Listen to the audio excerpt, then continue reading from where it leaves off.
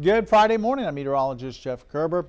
Looks like a beautiful afternoon out there. We'll see if some clouds gathering, but overall it looks like it's going to be dry with temperatures into the lower to middle 80s. We're going to be looking at the forecast as we head into your weekend. Looks like pretty wet on Saturday, and then after that we'll see a dry period followed by some cooler weather. We'll show you that in our 7-day forecast. Also, we'll be looking at the tropics down in the Caribbean. Is Tropical Storm Melissa. Looks like it's going to be possibly a major hurricane and affecting Jamaica as it sits out there for the next several days. So we'll be talking about that as well. And we'll just be looking at Friday night football weather as well. Looks like it's going to be a pretty good night for that. The rest of the day forecast, we're talking about temperatures in the middle 80s for this afternoon, as we'll see partly cloudy skies, maybe by the end of the afternoon, maybe a little bit mostly cloudy. By 6 o'clock, we'll see temperatures down to around 81, and then by 10 o'clock, we'll be into the middle 70s.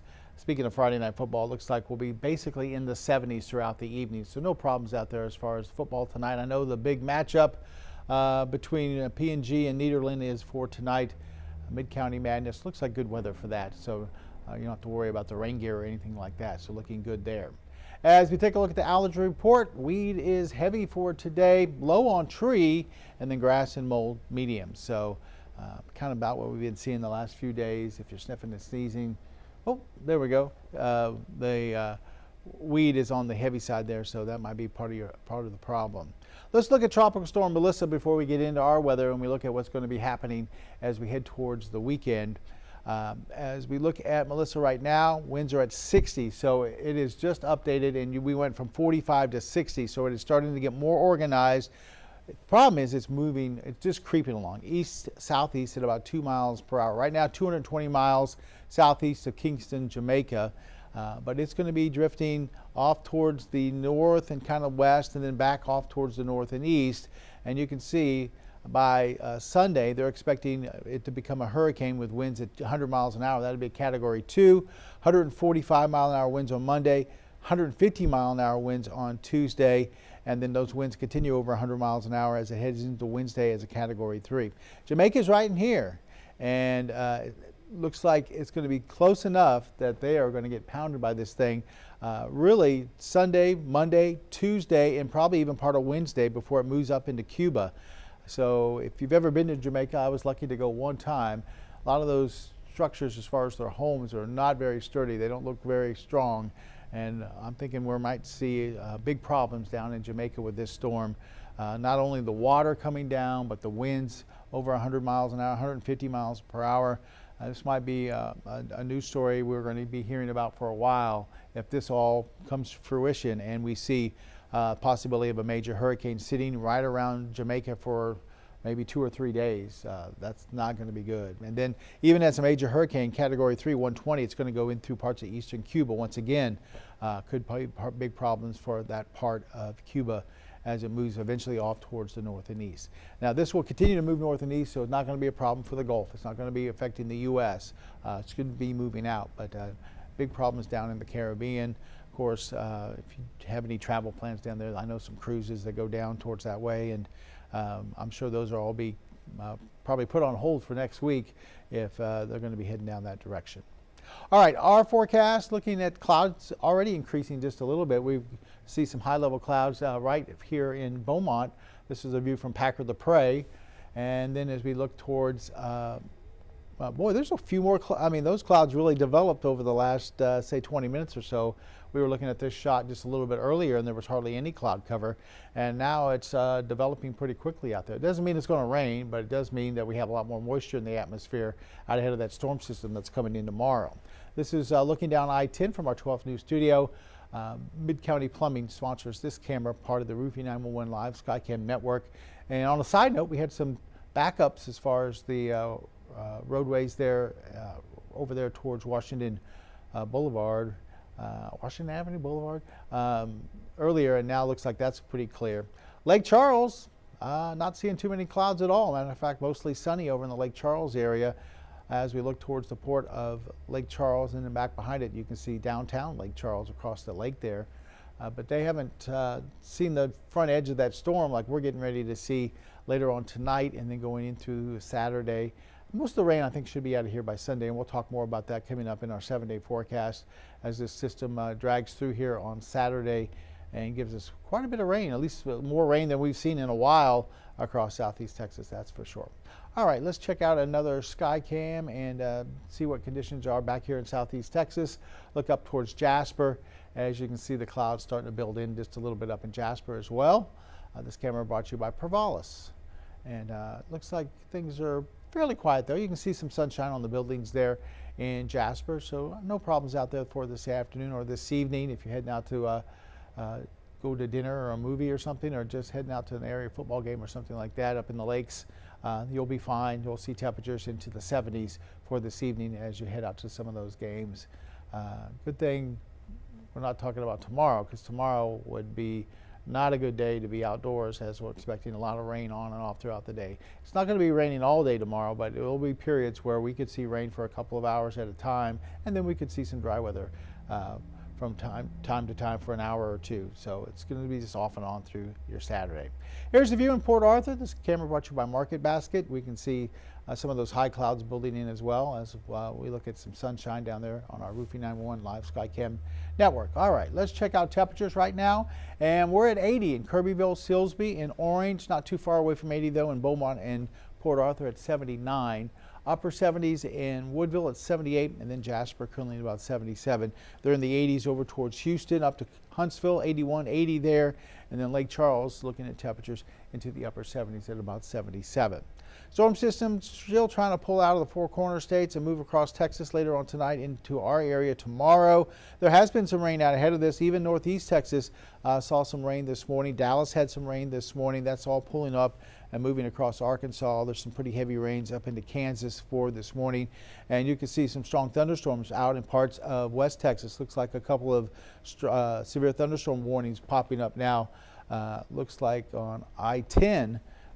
Just out towards the east of Pecos. So there is some activity there out in parts of western Texas that are producing some strong thunderstorms. As this system pulls through here, we're not expecting really any widespread severe weather, but maybe some of those thunderstorms could produce some wind gusts 40 to maybe to 50 miles per hour, depending on how the setup is for tomorrow. The main threat, I think, is going to be heavy rainfall, where we're expecting 2, 3, maybe even 4 inches of rain in some spots. And then that's not in a short period of time, that's throughout the day. So we can handle that, especially since it's been so dry, but it looks like it's going to be pretty wet as we go through Saturday. As you take a look, you can definitely see the storm system right through the center of the country. Rain falling as far north as Nebraska, through Kansas City, back down pretty close to Oklahoma City, and then back out through parts of West Texas. Area low pressure back in here, kind of driving this all along. Rocky Mountain states look pretty nice. Maybe a little bit of light rain over southern parts of Colorado with a little spin there. And then we have a storm system moving into the Pacific Northwest. This looks like it's dragging in quite a bit of rain through, say, Portland up towards Seattle. East Coast looking pretty good for today. Not much going on from Florida all the way up into, looks like New England. Maybe a couple of showers popping up through, it looks like New York State, Pennsylvania, but nothing major there. You can see a little bit of a spin there, a little bit of a weak storm system moving through New England. All right, here's Futurecast for today. We'll start off into the middle 80s this afternoon. This evening we start to drop back off into the lower 80s, upper 70s by 7 o'clock, and we'll stay in those 70s all the way through 10 o'clock. So no problems as far as Friday night football. As we head through the overnight, watch what happens. We see showers and thunderstorms really start to develop, and this says by 7 o'clock tomorrow we'll start to see it move into the area. That could be an hour or two off, so we could see maybe some rain and thunderstorms before daybreak, or we could see them maybe pull in here just after daybreak for tomorrow. Very heavy stuff. Pick up a quick quarter of an inch, half an inch in some spots. Once again, we could also see some thunderstorms embedded in here that could be producing some gusty winds. We'll be on top of it on Saturday. We'll let you know if we have any watches or warnings, anything like that. Not anticipating, once again, any severe weather, but definitely looking at some very heavy rainfall. Now, there will be periods where we could see a little bit of a break, like at least on Futurecast here, it shows maybe a little bit of a break towards noon, and then maybe some more scattered stuff through the afternoon. Doesn't show much here on this computer model, but some of the computer models indicating maybe some breaks during the afternoon, and then we'll see some heavier rain come in later on Saturday night after 5 o'clock. So we'll be watching for that. So just be prepared. I would have the 12 News app on your phone. You can get all the information there. You can also look at radar if you're trying to get something done. Maybe you got something you need to do outside for a couple hours. You could maybe check it and see if you can catch a break during the afternoon here or there.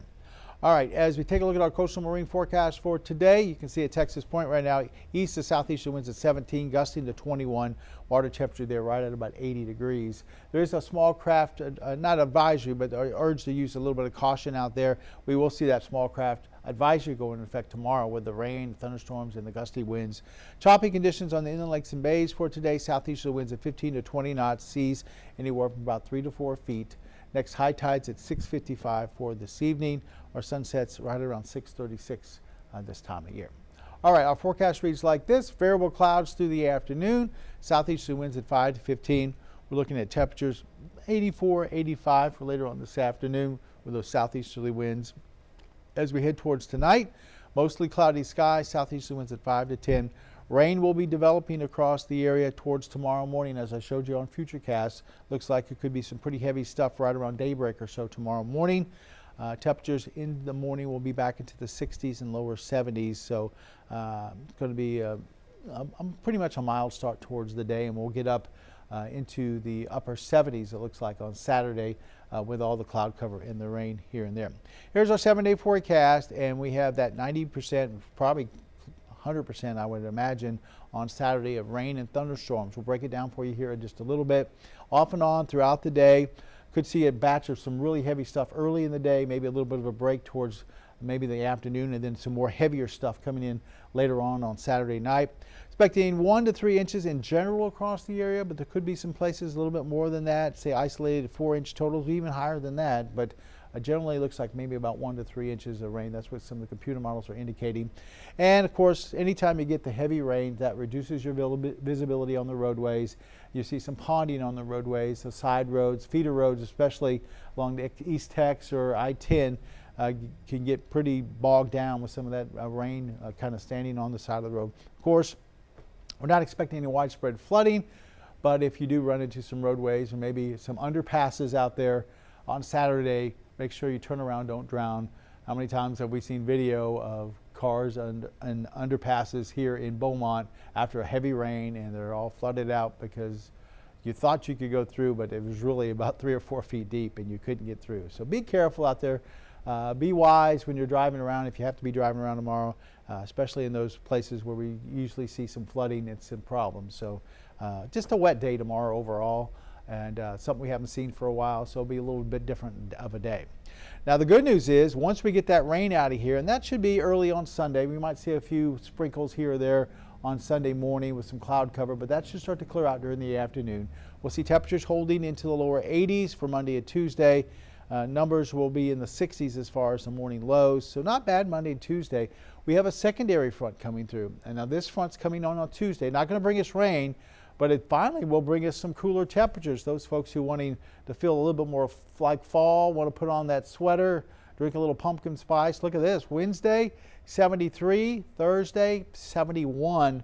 And morning lows are dropping off from 55 on Wednesday to about 48 on Thursday. So it's going to be chilly out there Thursday. That 48, the triangle, translates to generally around 44, 45 or so up into the lakes area. Look at the number on the bottom of your screen, 409-749-9302. You can text us at that number. Either Patrick, Carrie, or I will be looking at the phone from time to time, and we'll try to answer your weather questions on the phone. Don't call. We don't answer the phone, but we'll definitely get back to you if you text us the question at that number, 409-749-9302. All right, well, I'm going to wrap things up here. Thanks for watching. If you watched all the way through, I appreciate it.